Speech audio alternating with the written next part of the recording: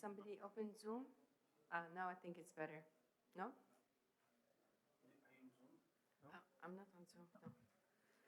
Okay, so we're living in multiple crises and transforming our socioeconomic systems to address some of these challenges, while at the same time trying to push for shared prosperity is really the challenge of the day, I think. And I think we have worked at IRENA for many years now to provide a sort of holistic approach in order to address some of these structural issues. And I think we are at a time now where we know that superficial fixes are just not going to make it. Now, at the heart of the energy transition is, as we all know, the power system, which has led to the deployment of a lot of renewables and is definitely the pathway to go to support decarbonization of the energy system through electrification of end users, indirect users of electricity, etc. But the problem is that the energy transition means a fundamental change in the power system, moving away from the fossil fuel era, as you know, a centralized base load and dispatchable generation system, to a renewable energy era with variable renewables, etc. Now, we have been exploring at IRENA these challenges for quite a while, and the main point was to try to see what are the barriers that hamper the energy transition and power sector transformation in particular. And in the beginning, the work that we did was really to try to find ways to accommodate variable renewable energy within the existing system organizational structure. But since 2018, we've been working on more structural aspects of it because we realized that those quick fixes will not do the trick. And we have also had a lot Recording of... in progress. We've had also a lot of discussions and with stakeholders and produced 3 reports to inform the discussion about how to advance towards a power sector organization that would fit the current era. There's not much progress in general on that front. Because, again, the basic assumption is that the power system could just be fixed without the need to really redefine or revisit the suitability of the existing power system structures. So the current power system structures and the marginal pricing of electricity are really at the core of the current energy crisis. And we have seen natural gas prices spike and they spread out throughout the power system structure and produced huge spikes in electricity prices. And that's despite the fact that renewables have been, the deployment of renewables has brought electricity prices down. But this has also produced major inflation in the world. As a result, we governments introduce stringent monetary policies. And all of that together has hampered electrification and the capability to invest in the energy transition at a time where it's most needed. So maybe the positive side of the energy crisis is that it has opened up a window of opportunity to discuss the suitability of the power organizational structure. And the subject now is really very high on the agenda in several countries and regions, in particular the EU. And they're starting to explore how to improve the power system organizational structures and address the current price crisis and make them fit to support the energy transition. But what is fundamental to us and the analysis that we have carried out in IRENA is to use the momentum to go beyond the current challenge to addressing the high natural gas prices, to holistically changing power system structures and so that they become actually fit for the new renewable energy era. So this will be the focus of this event. We will start by briefly presenting IRENA's work on power system organizational structures, setting the scene for the discussion. Then we'll have 4 speakers addressing different aspects of the structures and the energy transition. And then we'll have some member state targeted interventions and Q&A. I really would like to thank my colleague Xavier Casals for his visionary mind, and together with my colleague Emanuele Bianco for their hard work on this topic, and that I think will become more and more important in the coming months and years. Thanks a lot. Thank you, Rabia. So thank you everyone for joining us, so we are sorry for the delay. In any case, now we are going to present a bit of this work that we've done. Can you share the presentation? The report is the reorganizing the power system for the transition. We started working on this around 4 years ago. And at the time, the problems that we were facing were a bit different than today. The issue that we are thinking to face were those of high shares of variable renewable energy, and we were thinking that the integration of high shares of variable renewable energy could not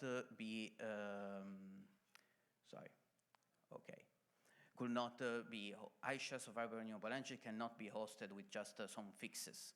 And we took stock of the experience of IRENA in 2014 and 2017, but we noticed that there was something missing.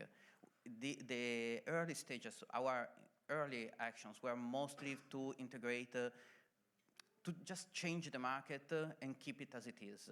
So we were thinking, can't we think a different way to shape the market, to shape the organizational structures? And that's another thing.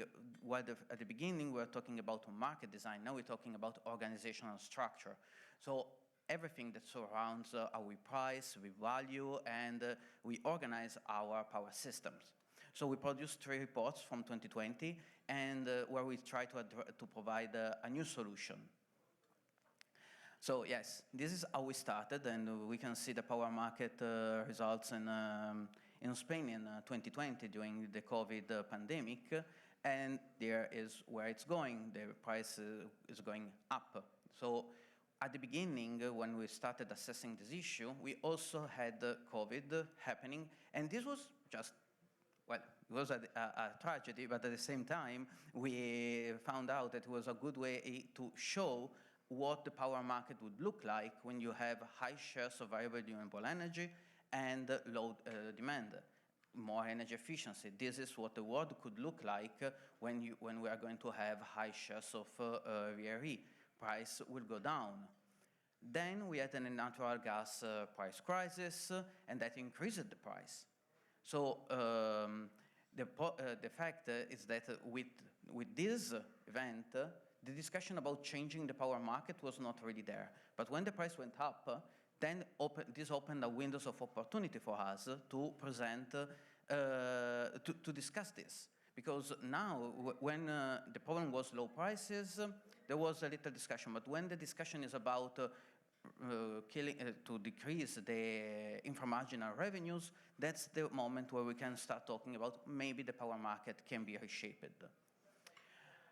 However, another thing we are noticing is that the discussion about power market design started ages ago, but very little is happening.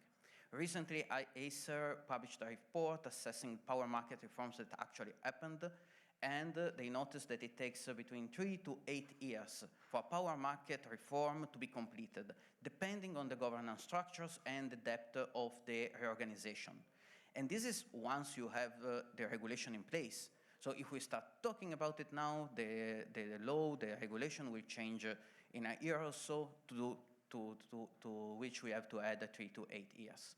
And another thing we noticed is that if power system regulators are not taking this, are not taking into consideration the decarbonization issue, is also because in many cases it's not part of the mandate.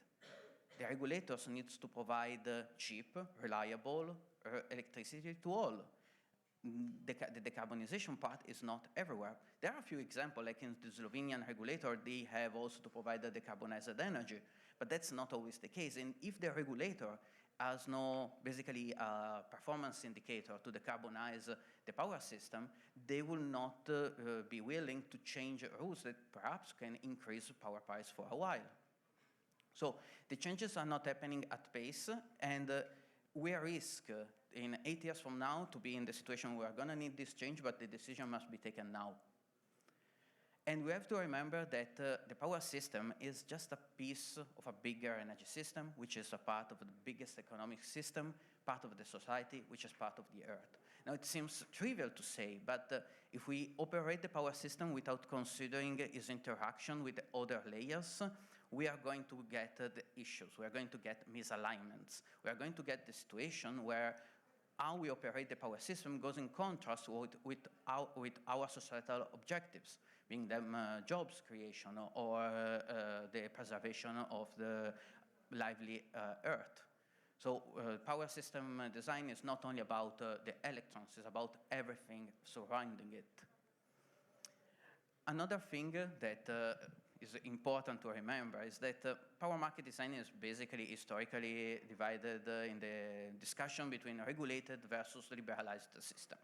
We can take the developing countries or the older system that we had in Europe and the US for ages, and we take the current examples of liberalized market in the US or the EU, and the discussion could be, well, which one of the two is better for the power system for the be decarbonized, and there is a certain push to liberalization. We just need to go through liberalization. There are examples of experts saying, first you have to liberalize, then you can think about power market decarbonization. We believe that this dichotomy is false. The more you liberalize a power system, the more regulation is present, the more the role of the regulator is important. There is more rules in a liberalized system than in a regulated system. And it's very common for a power system to wiggle between these two elements. It's not a dichotomy, it's a spectrum. There are many, many cases where power system went for liberalization and then took some steps back. Let's take, for example, auctions. We have a power system with a very high shares of energy being valued by auctions. And what are auctions if not the government deciding the price together with in a competitive manner and paying the price through a public procurement of energy. And when energy is so cheap that it's below the power market price, it's basically a form of regulation of the market. So it's a step back from this pure liberalized system. So at the same time, regulated systems are allowing more and more competition for the procurement of energy. So it's not a dichotomy, it's a spectrum, and we can wiggle and we can work within it. And what we are seeing, I just mentioned this, but what we are seeing is a push toward more liberalized and more participation of the private sector in regulated system, and more in the liberalized systems, more and more intervention of the government to change the pathway, because the challenges of the energy transition are the same for both of them, and the solution seems to be very, very similar. So based on these observations that I just mentioned, we started developing a proposal that now Mr. Casal will present, that we think it will bring a power system that will be fit for the renewable energy era. Thank you. Hi, good morning. So what we are going to do is to fly over the framework that we have been working with power market design, but one of the main ideas that I would like to share with you at the beginning is that what we are living today, which has triggered all this interest in analyzing power market design, is just the tip of the iceberg of a series of structural crises that we have ongoing. And unless we avoid short-sighted solutions to address this crisis that disregard the bottom line, the big part of the iceberg, and unless we take opportunity that this situation has brought up for improving our structure so that we can address the impacts of the ongoing structural crisis, this that we have lived now will just be replicated at bigger scales. Like what happened during the COVID, it was also a small signal that was having underlying structural crisis, and probably we did not manage to address the structural issues so that if it comes next time, we won't have even a stronger impact. So basically, we are using opportunity window, a price crisis that came, but we need to have awareness of the structural issues that go under it so that we can somehow address it in a way that we avoid future crises. So one of the main elements when trying to address structural improvements, so improving organizational structures of the power system, it's to understand what are the misalignments that are laying there. And for understanding misalignments, we need to take a systemic view. We need to be aware, as Emmanuel was commenting before, that the power system, it's not existing in the vacuum. It's part of the energy system, which is embedded in the economic system, which is in turn embedded in society and in the planet. And there are a lot of feedbacks between these systemic layers. And on top of all these systemic layers, we have an ecosystem of multi-layered policy layers interacting with all of them. So unless we take this structural approach to the improvements that we want to introduce, it's very easy that we start getting feedbacks between the different systemic layers that hamper or that make it more difficult to progress on the challenges that we have at hand. So we divided in the report, you can find details there, we divided the existing misalignments, which is the first diagnostic to try to improve the structures, in misalignments within the power system and misalignments beyond the power system. Some of these misalignments are new and associated to the deployment of renewables. Other ones were there in the past already. But what makes the difference now is that unless we address them, there is no way to trigger the kind of collaborative effort we need to address the challenges we have. So now they have been amplified in terms of relevance, these other misalignments. Typically, they stay beyond the power system boundary layers, and we have there labor market dynamics during the transition. We have aggregated economic activity growth imperative, which is a huge misalignment and a huge challenge that we have in front of us. We will give a few words about it. And we have underlying inequality that can hamper also the other interactions. So we'll focus mainly on the wholesale electricity pricing because it's what it's now in fashion, it's the hot topic, and it's what we need to address to fix the power system. But first I would like to give a few words about, for example, the cost, price, and value misalignments, which we also see reflected now. So basically, the price crisis that we are living now, it's a misalignment between cost and prices. We are pricing electricity at much higher values than the cost that it has to produce it, and this has important implications. But there are also some price-value misalignments existing there, so we don't value in current power structures the value, the aspects of value associated to energy security, for example, or to flexibility, and we are missing a way of capturing these on prices. We have a strong cost pricing misalignments in fossil fuel generation associated to externalities, and above all, we have a strong lack of capability of the system to acknowledge the social value. So the value, even the value for the power system, I mean, locational and temporal signals are not well captured. This is a specific value for the power system, but the social value that can bring the deployment of renewables or the transition itself, it's often escaping the scope of our organizational structure. And this has perverse dynamics or triggers perverse dynamics like the fact of just attempting to compress costs at all ways, even when we deploy renewables, sacrificing the potential social value they could bring about. No? So we need to get these cost price value dimensions better aligned, and there is a lot of work and a lot of regulation needed to address these things. One of the other misalignments beyond the power system boundary layer, as I was saying, is that of aggregated economic activity. No? I mean, the power system, it's intrinsically linked to the level of economic activity. The increased economic activity we want to have, and we are pursuing increase and continuous growth of economic activity in aggregated level. This is a force, it's a pressure that demands the energy system to be increased simultaneously. We can mitigate it with efficiency, but there is the underlying pressure of increasing the size of the energy system. And the power system that takes more relevance because of electrification still needs to increase more.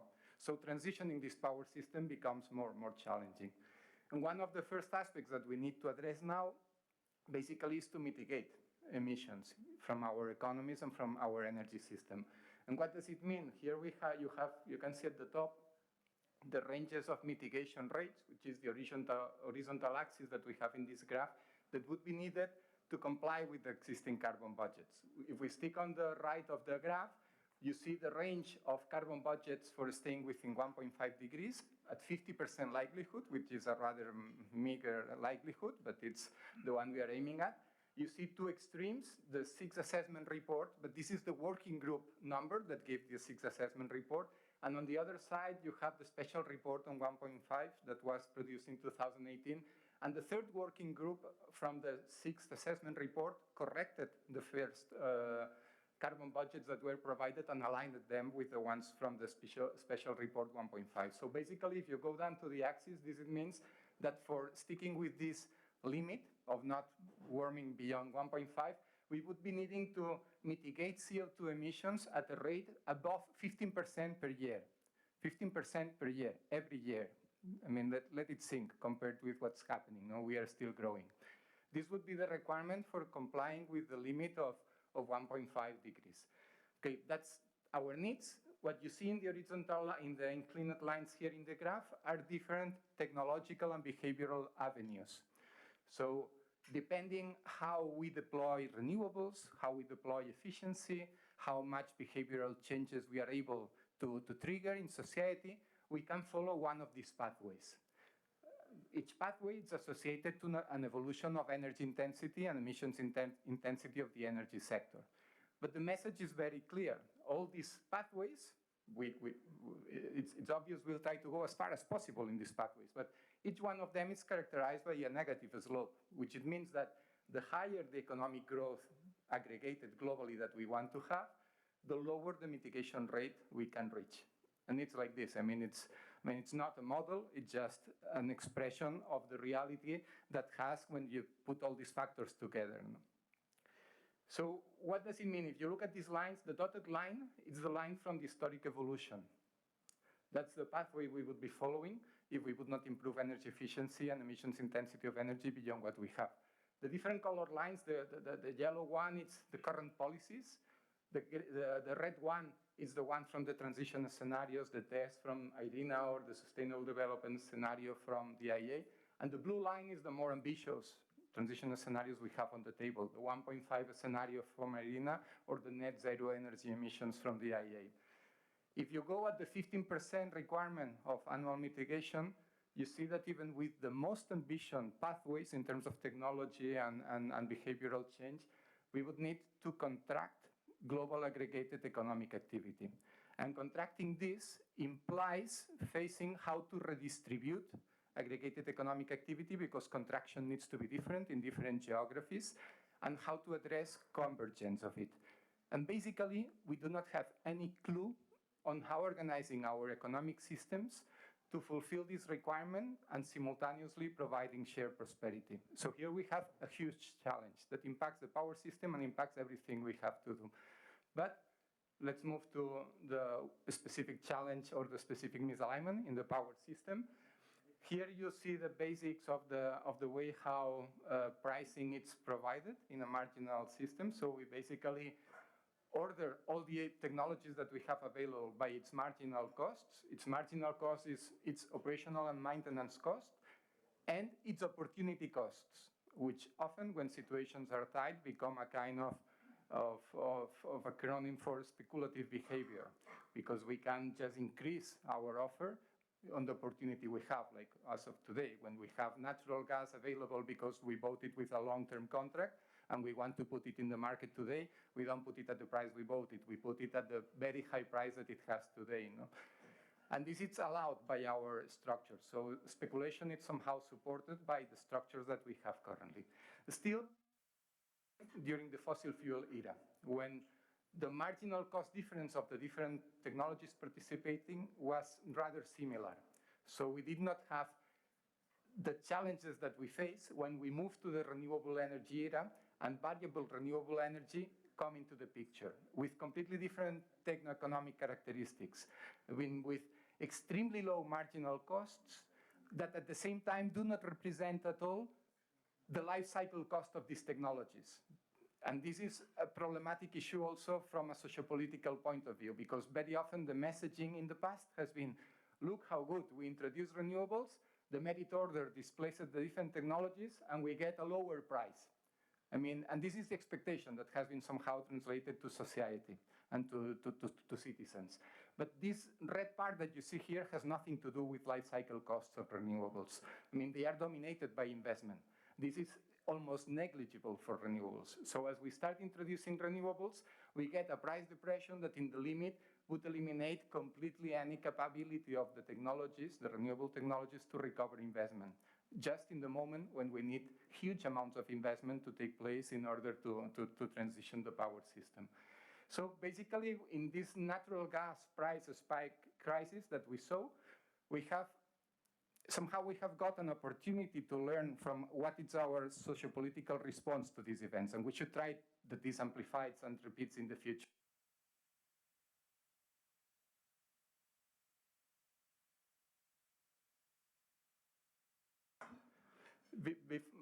Before this natural gas spike, the policy message was basically variable renewables need to go merchant. We need to take away any additional regulated payments like feed-in tariffs that we had in the past or auction PPAs. We need to take them away and let them be merchant. As Emmanuel was saying, during the pandemic, we saw what was the consequence of it. Many renewables were unable to recover life cycle costs, but we were not paying attention at this at all. Then we get a punctual and transitory. This natural gas price spike will go away, but we get a natural gas price spike, and the message changes radically. It says, no, renewables need to go away from the market. We need to cap inframarginal rents, and we need to take them away. The structures, they are not right. So I mean, this kind of uncertainty and radical changes on the ways on how we address the reality in the moment when we need to deploy renewables introduces a lot of risks that will have its consequences in the future. No? So basically, we had a situation with low natural gas prices. Everything looked okay, and we tried to sell the idea that low cost of renewables would compress prices. We get this natural gas spike, which, by the way, it's exactly the same kind of thing we would expect if we would have, for example, carbon pricing supporting the transition, just to mitigate the cannibalization effect. It's the same picture we would have somehow expected to have to progress, or it's the same picture we can expect to have once flexibility is procured mixed up with this same organizational structure. And then all the alarms go in red, and we need to change everything, we need to cap, and we keep on sending messages to citizens and to society about what's the situation. The impacts of these high marginal prices and these high differences in marginal cost, in a sense, it's multiple. I mean, on the one hand, it hampers the transition because it stops electrification. I mean, there is no way to electrify. But this basically, by the way, it's a misalignment between costs and prices. We are pricing all this energy at this price or at the cost of the highest one. And this big difference has huge implications for users. As I was saying, it hampers electrification, but also it alienates citizens, because we see a huge transfer of rents from citizens to utilities. And we see also a lot of regressive impacts with these high electricity prices and inflation and all the things that we are facing now. But this is exactly what we would have needed to have under this structure to make renewables viable. In the future, we'll go to the other situation, higher renewables, prices almost down. So huge price volatility in the way, insecurity and risks for investment. So it's a structure that it's not making its purpose as of today. No? So basically, seeing all of this, what we try to do is to put together a way of using our experience, so without reinventing the wheel at all, but using our experience on what has worked. And here it's important to acknowledge that the deployment of renewables that we have up till now, it's not thanks to the marginal market, it's despite the marginal market and thanks to the long-term mechanisms that have been in place. First feed-in tariffs, then feed-in premiums, then contracts for differences, then PPAs. This is what has made what we have now. But the idea that this should disappear, it's a wrong idea. I mean, we need to have it as one of the pillars of a system based on renewables. So the idea is using all this experience we have to feed one of the pillars of the future system, which is the long-term procurement of renewable, of the bulk generation. At the same time, we have a lot of experience, useful experience on how marginal pricing and short-term prices work to properly procure what can respond to it. The big issue is that variable renewables, I mean, it's a bit naive to expect that short-time pricing can change how the wind blows or the sun shines. I mean, it does not work like this. But it works for other things. It works for everything that can be dispatchable, everything that can respond to these short-time prices. And all this experience we can put in a short-term procurement for procuring flexibility, which is the other big thing we need for a renewable-based system. And probably we need some other things, especially during the transition, like long-term procurement of flexibility also when we have this uncertainty facing the first phases of the process. No? But basically we need to see these two differentiated pillars under a common umbrella working together between them. No? And the idea basically is that we make a forecast of how long-term variable and low-cost renewable generation we have a margin mechanism like to close these deviations with those sources that come to it. On integrity, oh sorry. It's good that the room is small and even without this. So basically these are the main characteristics, but I think I already went, so I'm gonna move fast through it, but the two big pillars that we have under the dual procurement is one long-term renewable, one short-term flexibility with synergies between them, which are many. The long-term procurement just looks at procuring renewable generation through long-term mechanisms, which can be auctions of different things, of contracts for differences, of PPAs or whatever. There are many potential mechanisms that could be fit here, or can be also direct public investment for more regulated system. It's as valid process of long-term procuring of generation. It's suited for high capacity and low OPEX generation. It fosters electricity adequacy, so we can have the investments in anticipation, moreover in a transition way. It minimizes finance costs because it eliminates all these risks, so it makes available the potential of low cost for citizens. It allows reaping benefits for the and it drives the long-term planning with a focus on system value. And on the other hand, we have a short-term flexibility, which is procuring flexibility through dedicated short-term mechanisms, as we already know. So we also don't need to invent anything here, but it's working with these short-term mechanisms in a way that they don't have the distortion of the long-term procurement mixed up with it. No? That does not mean that this long-term generation should not be figuring up into the marginal pricing mechanism. It should be there as it is now, but its main reward comes through another mechanism, which is the long-term paying, and therefore we don't have these distortions and we don't have these social-political dynamics deploying. So basically that's it, and now we will move to, we have 4 speakers with us with the idea that they amplify some of the dimensions, that there are many dimensions here, so probably we won't be able to touch upon all of them, but we try to have some diversity here. We'll hear first Virginia Echinope from Dirección Nacional de Energía from Uruguay, and she will give us more the vision from a regulated power system, a more regulated power system. Then we will have Job Hasenberg from Resource, which is an organization that deals with corporate PPAs, so that we can have the vision on how corporate PPAs can contribute to this long-term procurement also and the challenges they are facing. We will have José Donoso from the DG from UNED, the Spanish photovoltaic industry, and the co-chair of the Global Solar Council, that will give us the vision from the side of industry. And we will have David Robinson, Senior Research Fellow of Oxford Institute of Energy Studies, that will provide us a bit more of the academic vision and the transmission system operator view on how these processes are going. So with this, the floor is yours, Virginia. Hello, are you listening to me? Yes, we can hear you. Okay. Well, hello and good evening to all of you. I would like to thank IRENA for inviting me to be with you today. I feel very honored to share my thoughts about how different organizational approach can cope with the development of renewables. As you may know, in my country, Uruguay, there is a very strong presence of a state-owned utility who is in charge of electricity distribution throughout the country. But generation is a free activity open to competition, and big consumers have the ability to buy their own electricity, although this is an option that has not been developed.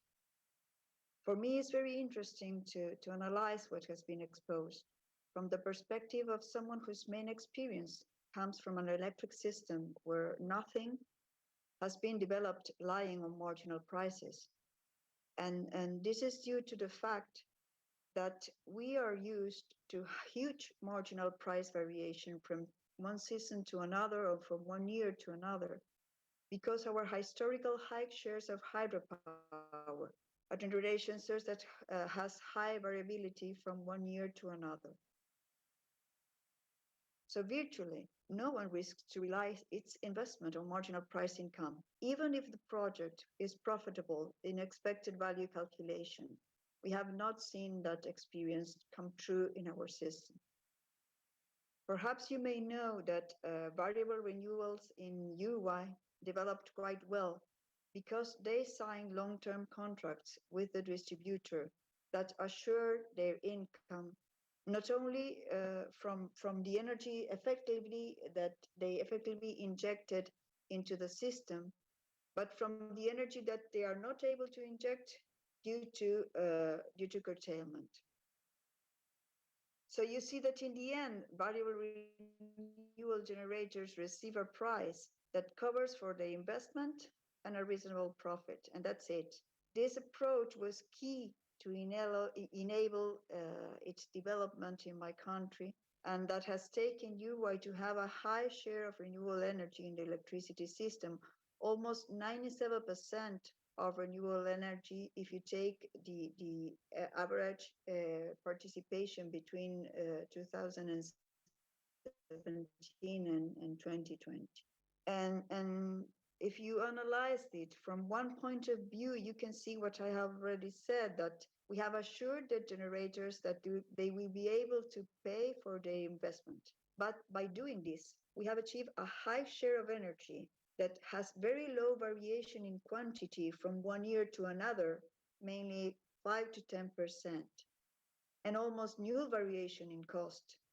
And as a result, our system has gained in energy security, but also has become less subject to hydro variability that in the past led us to a cost of demand supply that could vary from at least 3 times from one year to another, because hydro shortages had to be covered by all derivatives and sometimes by natural gas. So nowadays we're convinced that renewable is the right path for the development, and we're solving regulatory issues to enable private generators to provide energy directly to big consumers.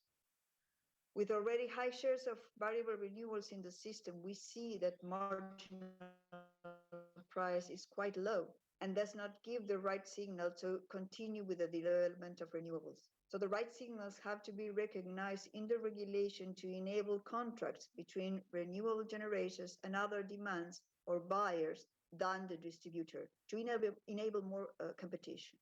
In addition, we're working in the correct recognition of system services in order to develop other options like batteries, demand-side response, and even system services provided by variable renewable energy. So our experience in long-term contract has been good, although it needs some analysis to continue its development. But mainly, more specific regulation is needed to recognize the flexibility for proper short-term operation.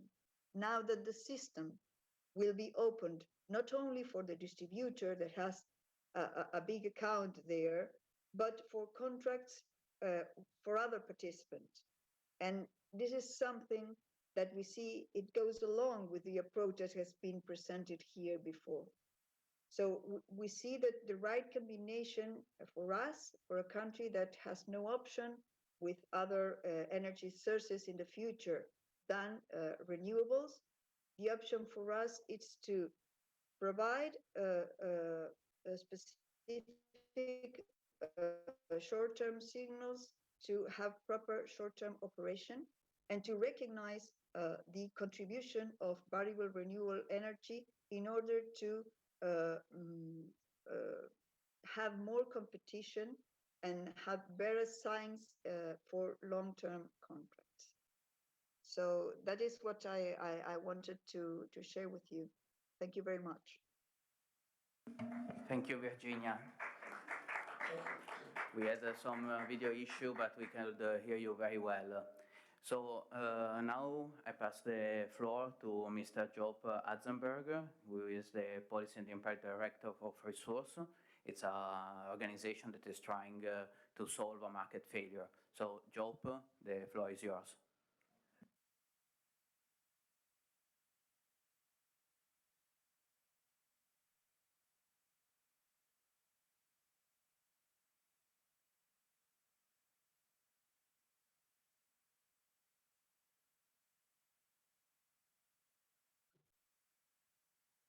Okay, thank you. I just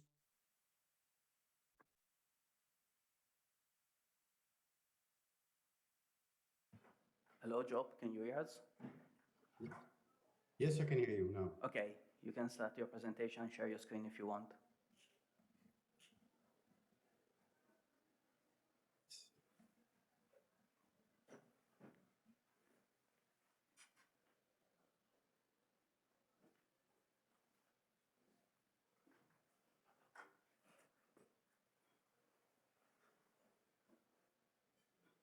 You can see my full screen now? Yeah. Yes. Okay, great. Thank you. Thank you for the invitation. Too bad I could not make it to the IRENA General Assembly, but there are several colleagues of mine present these few days.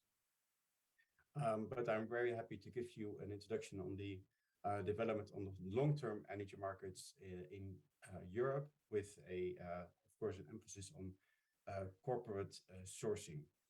So indeed, I'm director of the resource platform, which is an initiative from Wind Europe and Solar Power Europe, representing the industry, the wind and the solar industry in Europe back in 2017.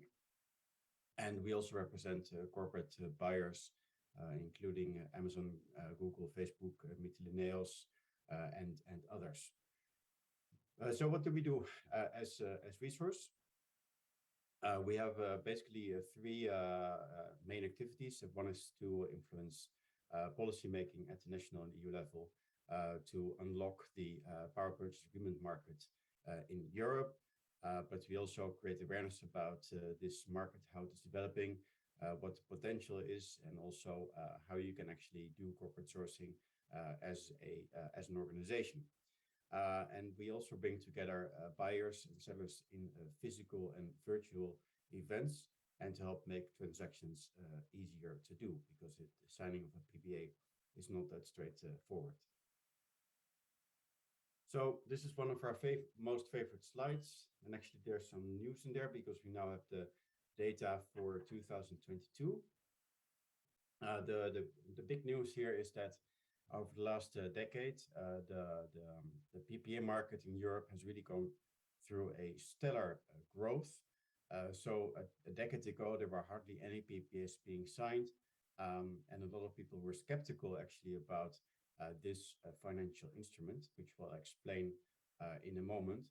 But especially the last 5 years, it has really taken off.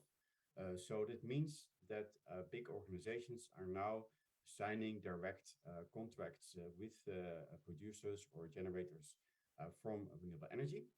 And now also, this is not more about wind, but really becoming a story in which solar and wind projects are becoming more on par. So the yellow part that you see is wind, and the blue is solar, and the other ones are more mixed projects.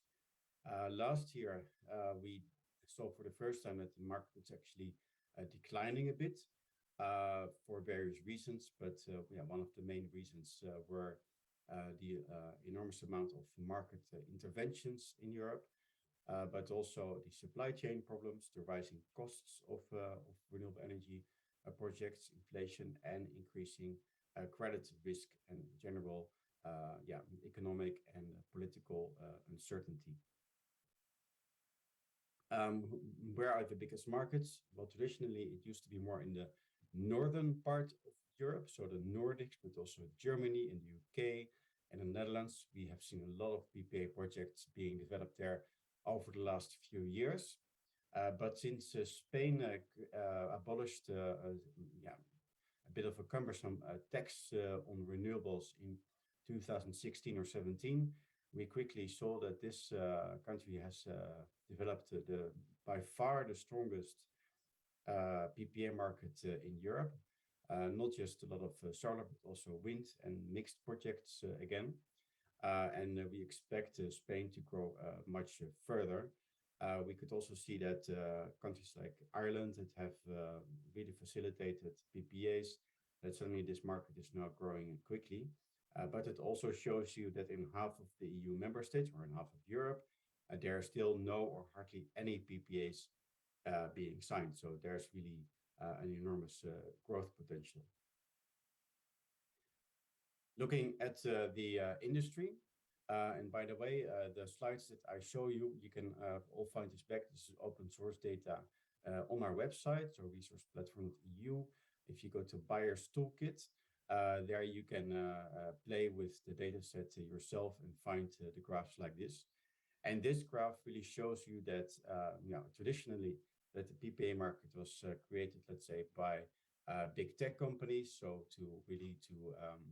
to make their energy consumption for their data centers and other activities more sustainable. But now that the energy intensive industries are quickly catching up, notably the heavy industry. So in Europe, they're really screaming for renewable electrons because, of course, they're much cheaper than gas. We see also very dramatic signs of, like for instance, half of the smelter capacity of aluminium factories have now shut down because of these high energy prices.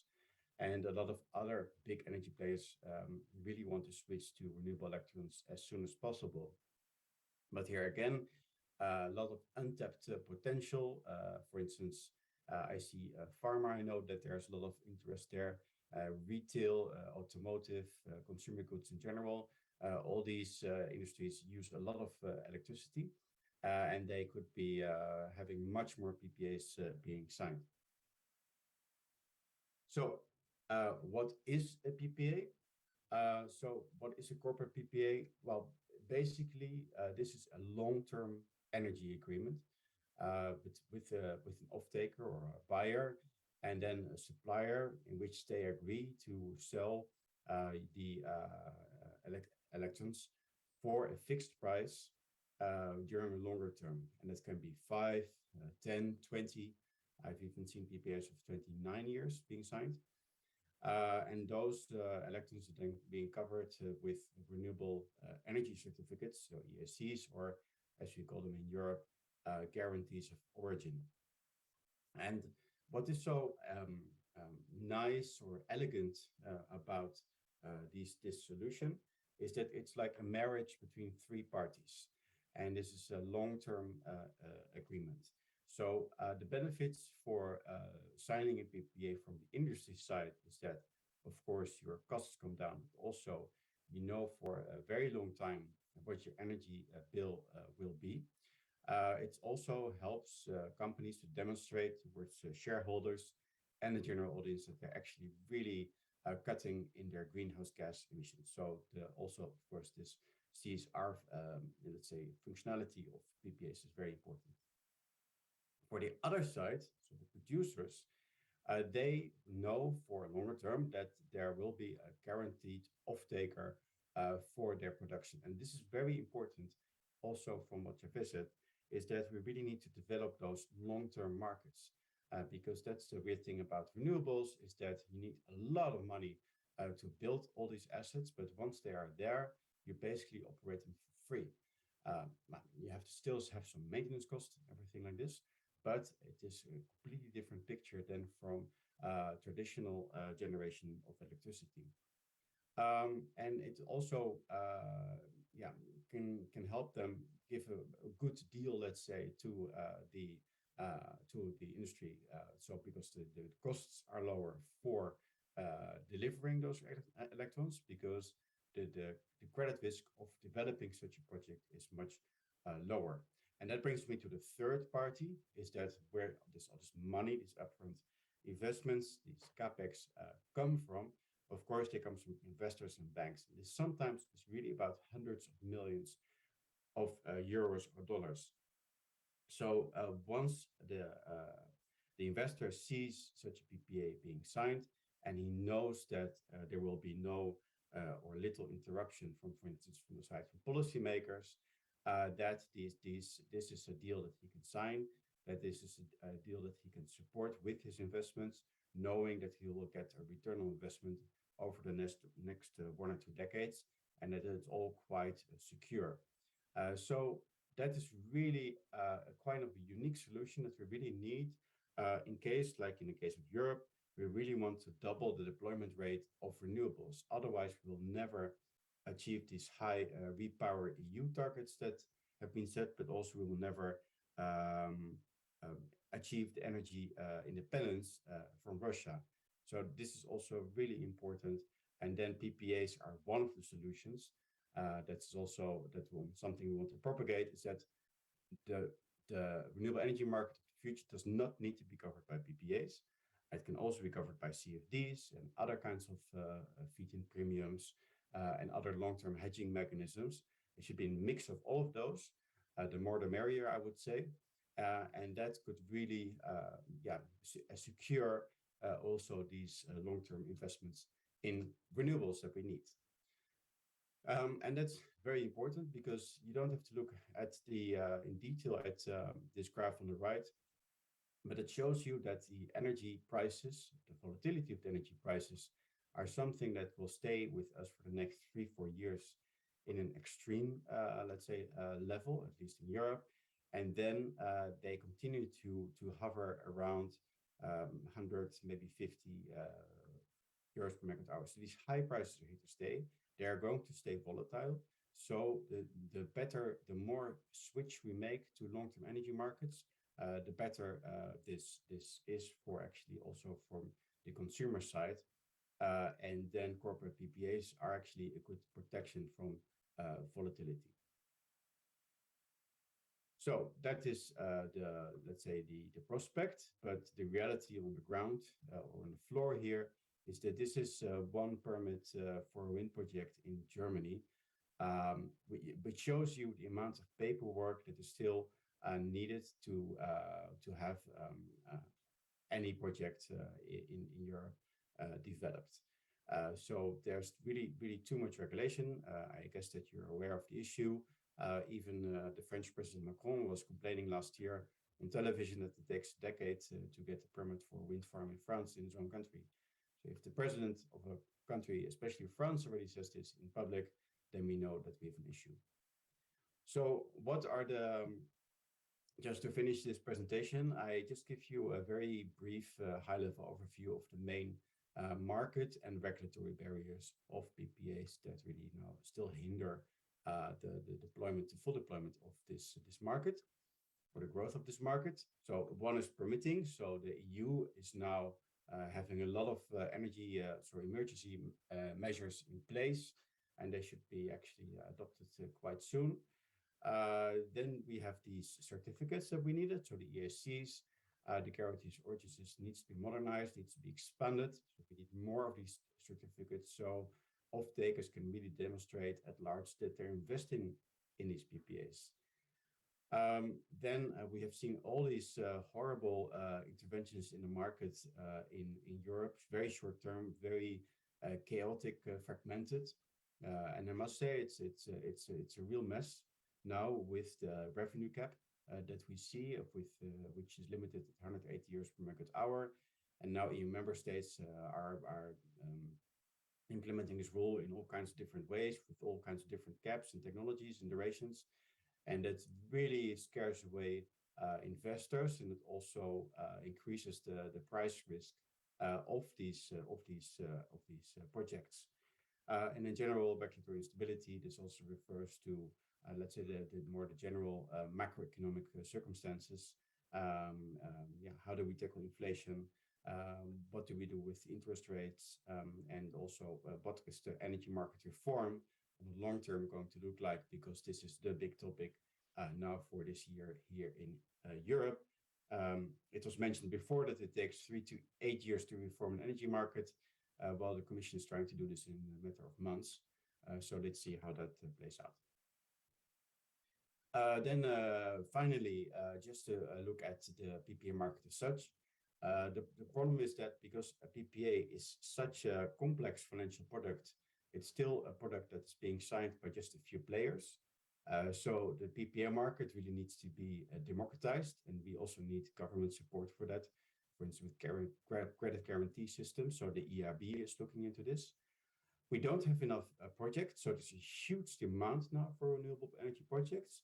But because of these supply chain issues, permitting and others, we see that there are just not enough projects on offer. So there's a lot stuck in the pipeline, probably a few hundred gigawatts in Europe stuck in the pipeline at the moment.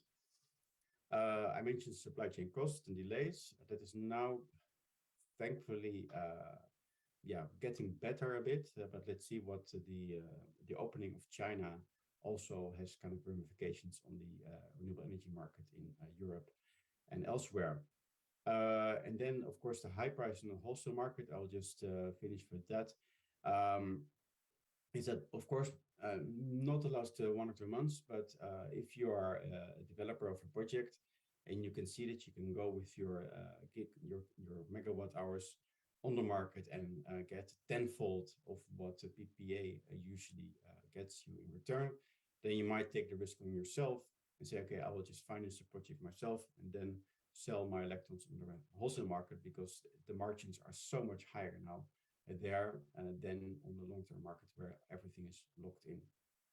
And another problem is, but this is just growth pains in Europe, is that it can take a few years before you get actually the grid connection for your project, because there's just too much growth now of renewable energy projects, so the grid is not ready for that.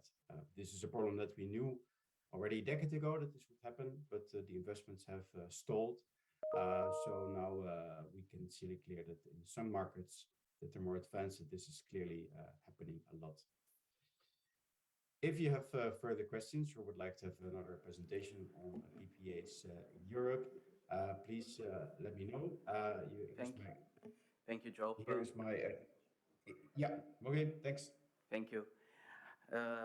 Thank you, everyone, for continuing. And now we pass the floor to Mr. José Donoso, who is the Director General of UNEF, the Spanish Photovoltaic Association, and Chair of the Global Solar Council. He will tell us what the renewable energy industry think about it. Do they want more PPAs or do they want more to go merchant? Jose, the floor is yours.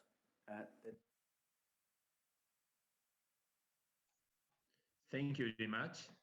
First of all, excuse me for not to be present there physically, as was my intention, but a small health issue in the last minute do that I needed to remain at home.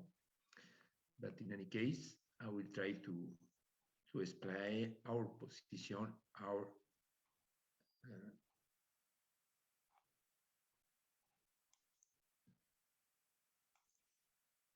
is here.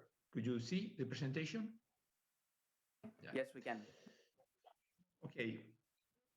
I don't insist in the. I would like to go very quickly, very fast, in the point that were very well presented in the introduction by Emmanuel Bianco and Xavier Casal. We are in the market price system based in a model of merit order in relation to the marginal cost, priority with prioritization for RES and nuclear, and price are set by the final generator core and the mid-demand of fossil fuels. The question point, the remark that we need to remark is the answer to this question. Can a marginal cost-based system be an efficient price allocator for technologies that have no marginal cost? for me, as economists, that create a lot of issues. This to give an answer to this question, basic question. Now, in Spain, we have a different system of remuneration: options, PPAs, merchant, self-consumption. Merchant and PPAs were dramatically increases in the last year. How you see in the presentation on the previous speaker, the Spanish market now is the leader in Spain, in Europe, in relation of PPAs.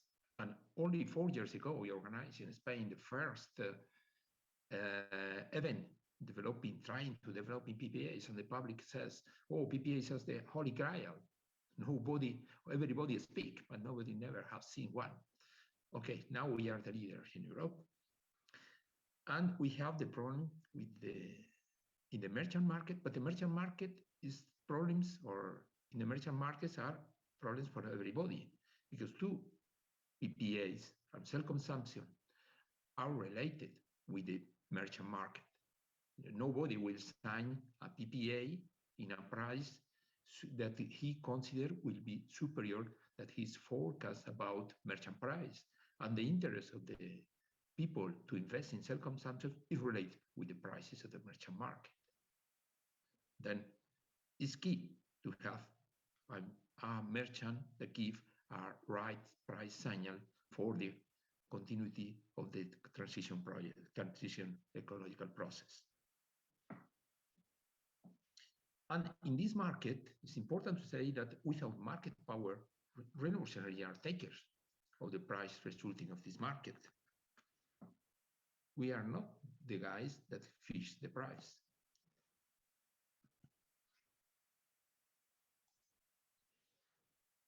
You see what happened in the Spanish market the last year, very high price as average. But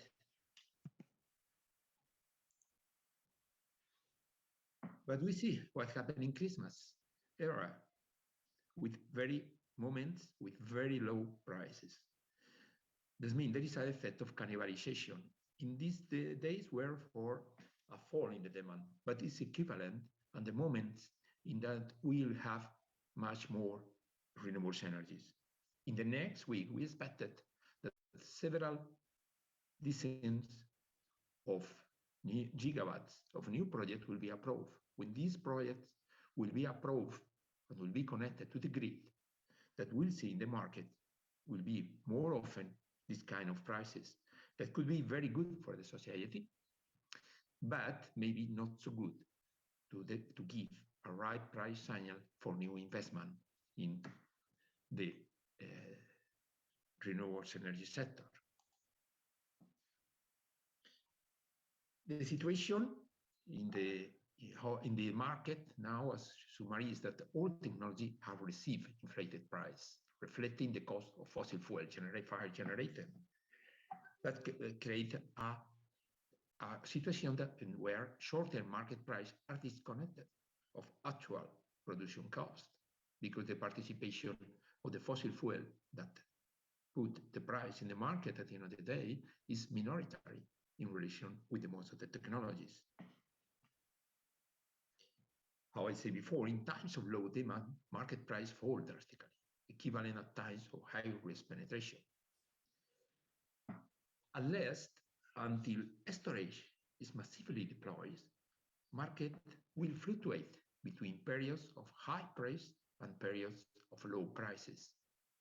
More renewable energies will mean more low price periods. But we are a highly capital intensive technology.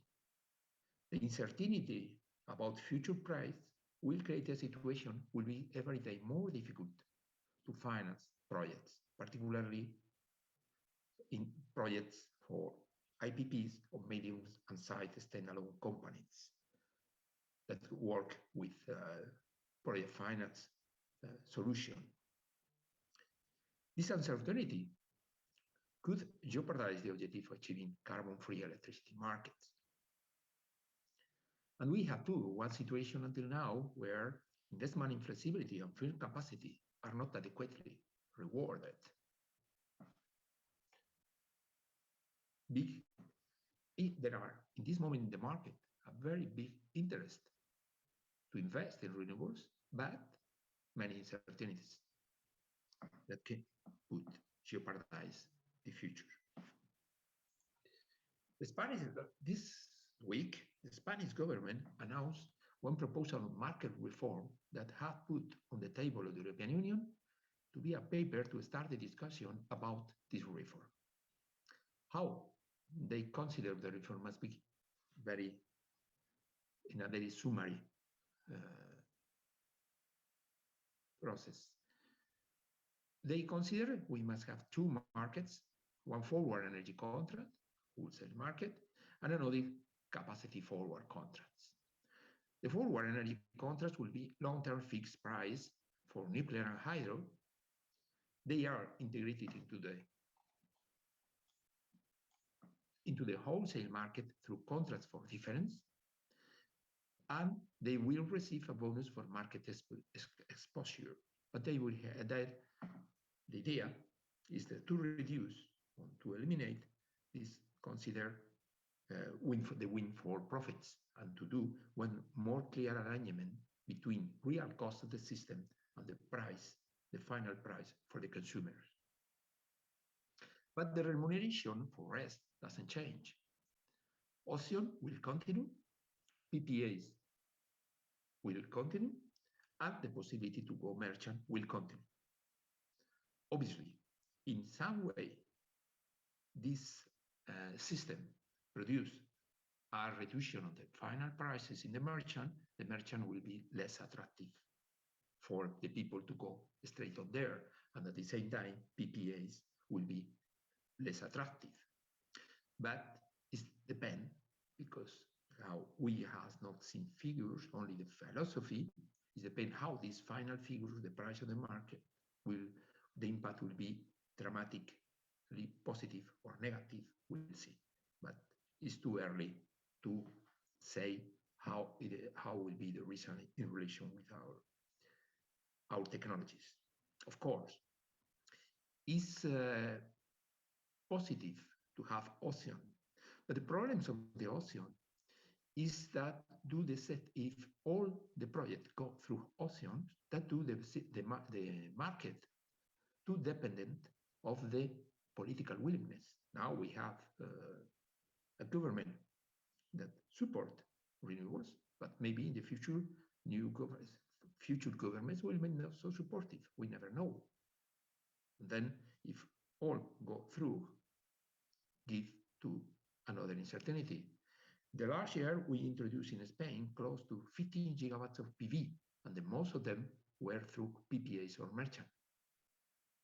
Even projects that were rewarded through one auctions canceled his participation in the auction and preferred to go to PPA or merchant. And this is a situation that we like to continue in the future, to have this freedom to choose between different tools to assure what is the best for the companies. At the same time, there will be this second market, capacity forward contract, that will be through combined cycles, for storage, for demand side management, and the remuneration through that. This capacity forward contract, the price will be established through auctions.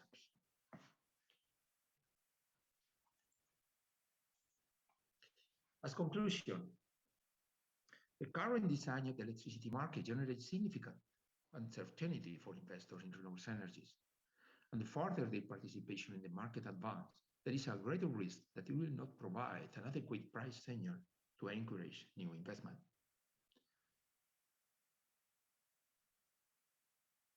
The models with a greater weight of the auction generate a greater dependence of the development of the market on the political will. An adaptation of the electricity market to the current condition is necessary to ensure the certainty of a price signal that favors the penetration of renewables, regulatory stability, give regulatory stability, and guarantees the legal certainty of investment already made in favor of decarbonization. But we need this reform of the market as soon as possible, because now uncertainty is the worst for business. Because now we expected in face more problems to finance projects without options, without clear PPAs in the future. And because really everybody that will invest in the next month, in the next year, in renewable energy will do as a question of faith, because there are no certainty about how they will be remunerated in the future. For that, this reform must be implemented as soon as possible to give certainty to the market in a way that the players can take the right decision in every moment. Thank you very much. Thank you, Jose. Thank you so much. So we are actually being informed that we need to speed up a bit. Unfortunately, we had to start late, as you know. But we have a last speaker, David Robinson. He is the senior research fellow of the Oxford Institute of Energy Studies. David, the floor is yours, and I'm very sorry to ask you if you can keep the intervention within 5-6 minutes. Okay, could I share my screen? Could Jose, can you stop sharing your screen?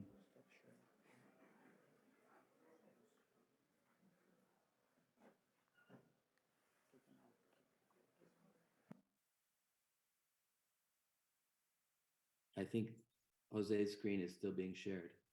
Sorry, I have a problem to eliminate that. David, now we don't have Jose's screen anymore. Perhaps you can try to share your screen? I'm trying to. It won't let me. I think oh, there we go. Okay, can you see it? No? No, we see you, but not your presentation. Okay, just a sec.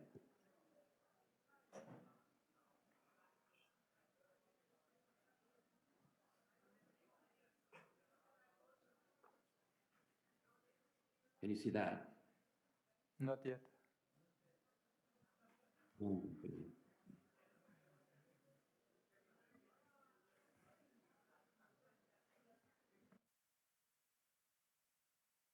Now it's here, David. You can go ahead, thanks. yes? Okay, unfortunately, I hear an echo. I'm not quite sure why.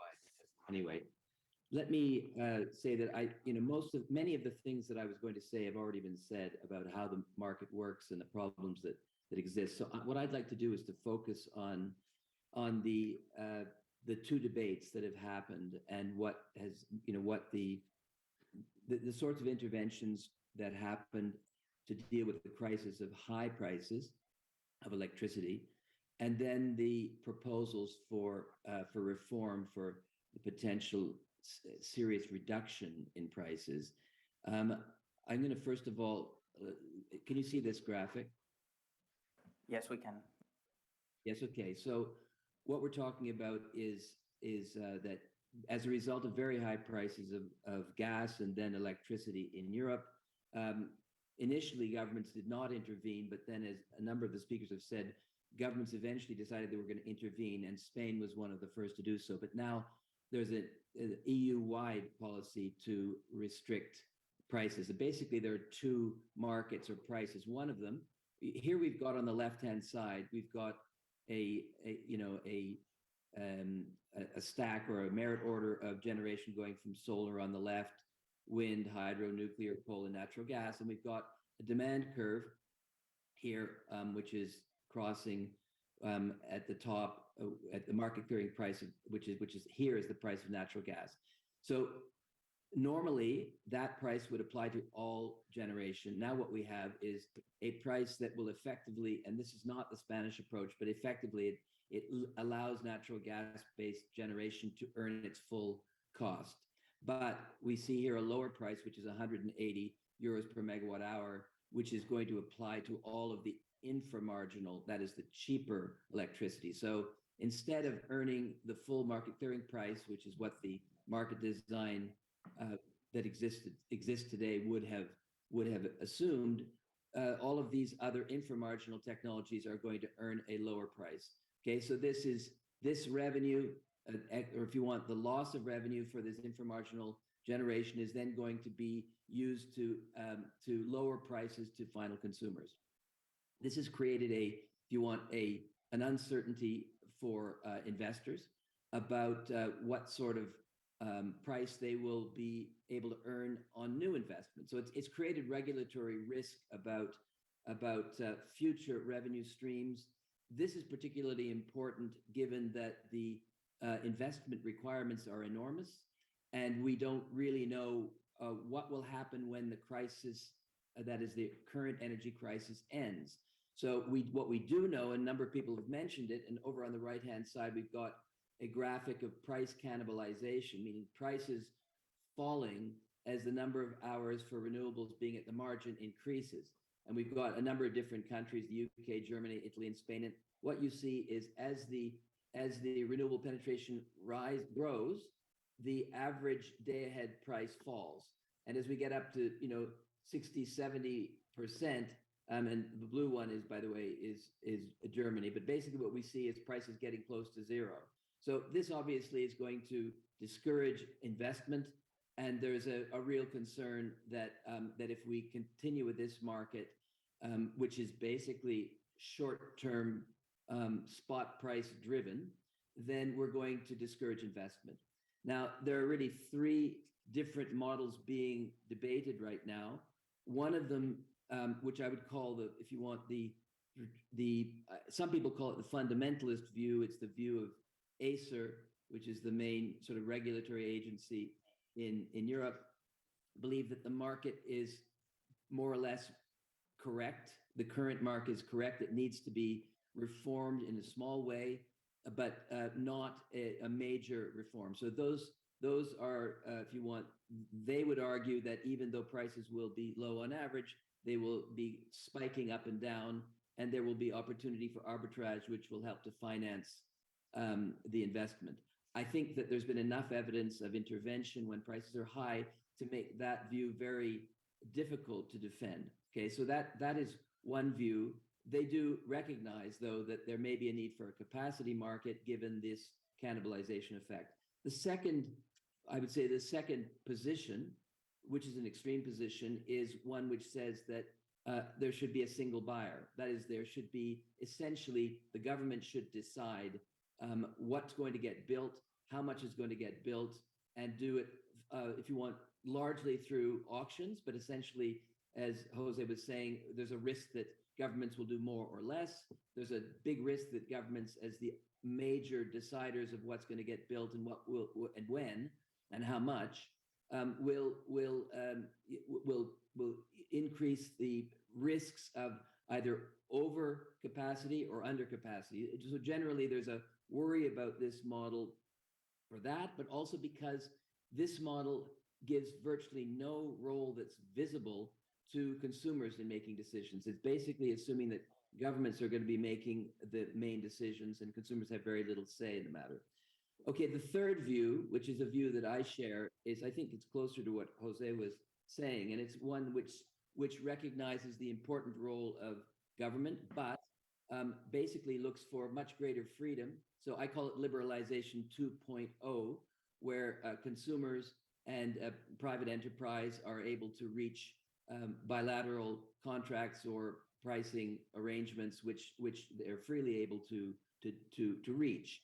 In this model, there's one particular version of this which has been identified by the UK government as a possible model, and it looks a bit like looks a lot like the IRENA dual procurement model, except for one important difference.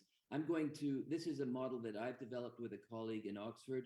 I'm just going to introduce it very briefly. And basically you've got, as in the IRENA model, you've got two models. Up on the right, you've got what we call the as available generators, which are basically renewables. And on the left, we've got, in the wholesale market, we've got on demand, which are flexible generators. So think of these as two separate markets. The as available generators are essentially on long-term contracts. Prices are related to the long-term cost of energy for these. They can be through auctions, they can be through PPAs, which include CFDs or other versions. The on-demand market, on the other hand, is like the current spot market. So it's basically a short-term spot market. And of course, there can be longer-term contracts, but they're driven by volatile short-term prices as the current market has. Now, the big difference between what we're saying and what IRENA is saying is we say those same two prices should be reflected to consumers. Consumers should see the same prices as the wholesale market. So it's integrating the wholesale and the retail market, both for large consumers and for small ones. Now, I won't go into the details of that, except to say that we see multiple advantages of this. One is that consumers have a choice. They can benefit right now from the low and falling prices of renewables. They do this when they self-generate, but the idea is that they should also be able to do this through contracting. They can also, as I say, they can sign contracts for firm energy as well, but they will have to pay, by that I mean the flexible firm generation, and they'll have to pay a premium because those prices are very volatile. Secondly, the consumers and the suppliers will have incentives to be flexible. And this is key because as a number of people have mentioned, flexibility is necessary in the, if you want, in a renewables, deep penetration of renewables require more flexibility. Consumers will have an incentive to provide that because they will only be able to buy the renewable energy when they're consuming it, provided they consume it when it's being generated. These are not guarantees of origin. These are that you consume when the renewables are operating. So essentially it's matching the two. That provides incentives for flexibility. Thirdly, these lower prices for consumers will support electrification, which we know is a key to the decarbonization of the energy system. I mean, for instance, electric vehicles will have incentives to have smart charging, and that will provide, important sources of flexibility for the system. It can help to reduce the extent to which the system needs to build flexibility at the central system level. Fourth, there are incentives to develop new business models to assist consumers to participate. And these could be batteries and other. Sorry, I'm hearing myself. Now, finally, what I'm saying is that by facilitating flexibility, this model is actually going to not only benefit consumers, but it's also going to provide flexibility to the system and help to avoid costs which would have to be otherwise incurred by the system. So in conclusion, I'm saying that this year, the choice of model, if you want, organization model, market design is being debated in the UK, it's being debated in the EU. It's, I think, going to influence the debate around the world. Without going into the details, I want to stress the idea that whichever model is chosen, consumers have to play a more active role in it.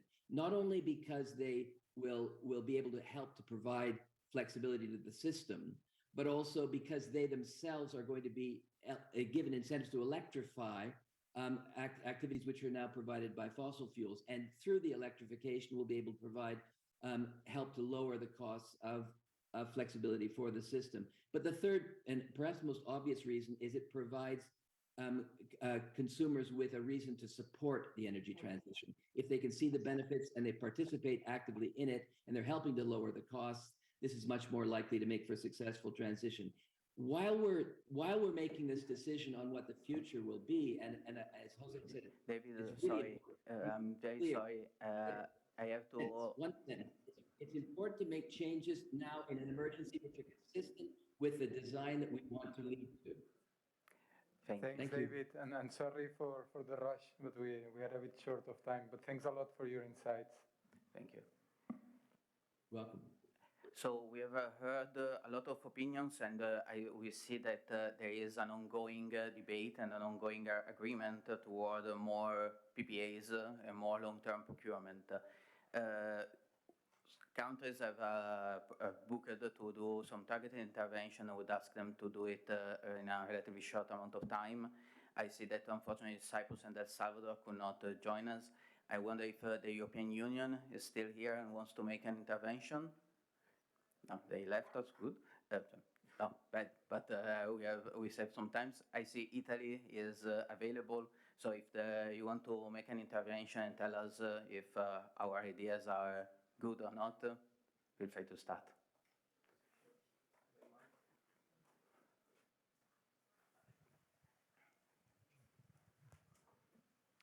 Hello? We can hear you. Very good. Thank you very much, really, for giving me the opportunity to make some brief comments. Let me say that, first of all, this study is very sobering, focused on the current challenges, and provides proposals and solutions to manage problems that are characterizing today's energy markets, for sure. So thank you very much. The gas market is undergoing unpredictable dynamics. Until a few years ago were really unexpected. And the increasing presence of renewable sources in our energy system requires an adaptation of market rules, taking into account that the rules currently most widespread at international level have been defined and made operational, as it's been said, at times when the share of renewable resources out of the total of the technologies used to produce electricity was much lower than the present one.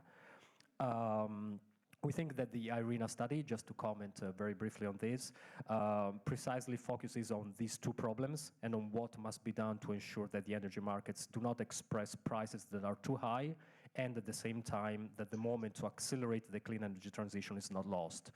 And in this general framework, I would like to share a couple of considerations on specific matters of the study and on Italy's specificity. We think that there are proposals and solutions identified in the report, like the dual procurement, that are based on tools that have for long time been known to professionals. And this constitute an advantage and further merit, and they must be really spread across the table, also to be taken seriously into political consideration by policymakers. The market design must be able to adapt to the current situation, to the current legislative and regulatory systems, and to the new contingencies. Broadly speaking, we think that this is an asset. I mean, to propose the solutions that go beyond the tools that have been adopted to date. In this respect, Italy has a tested system of rules and an experience that we are happy to share and make available. For instance, and these are some examples from our Italian experience. For instance, in Italy, we have a public operator, the GSE Group, fully owned by the government, which among its various tasks has precisely that of organizing medium and long-term purchase procedures for energy from renewable sources. And if necessary, it carries out also the role of buyer in this market. In Italy, right now, in order to respond to their current high prices situation, especially for industry, we have adopted a specific measure. This measure is a PPA between GSE and energy-intensive industry, which can cover a maximum of 30% of the industry energy needs. This is actually unrolling in the country. So pay attention. Practically, it's a contract for difference with a minimum duration of 3 years at a fixed price. And this price can be annually reviewed by GSE, the fully government-owned group, on the basis of the average market price. In case the market price is higher than the fixed contract price, then GSE will cover the difference. But in the case where the market price is lower, then the subscribers, the industry and users, will cover the difference and pay back to GSE. This measure has just started last week, and all the renewable quota in the GSE portfolio has been assigned to the industry. It is too early, actually, to assess the impact of this measure, really too early. I'd like to point out that looking beyond the Italian experience, the implementation of such measure must always be calibrated and adjusted to local circumstances, and their actual functioning is subject to several factors that have to be carefully taken into account. So this is what we are doing in Italy. Just an example, must be really impactful or not. We need more time just to make an exact assessment. Thank you. Thank you. We have very little time. I'm very sorry if Spain wants to do the intervention. If you feel not, we have a little bit. Thanks. Is it working? Yeah. Very briefly, we are aligned with the proposal from IRENA. We are aware that nowadays the short term is guiding the long term, so we are giving maybe the wrong incentives to the power. Renewables are seeing high prices in the short term, which may lead to more investments, but they are seeing a lot of volatility that may, in the long term, reduce investments. So we issued a proposal. We sent it to the European Commission in the past week, and we split the market into markets, let's say. One is contract for differences, as a colleague from Italy was saying. We already have these for new renewable energy in the auctions. There will be 2 different options, one for hydro and nuclear. They will be applied to be in this contract for differences, and the renewable energy would be optional. It's participation in this system, so they can decide if they want to be in or out. And the other one is I apologize, but 50 people trying to enter this room. Yes. For the next meeting, I'm sorry. Sorry to stop you. Thank you so much, and I'm very sorry. But, no,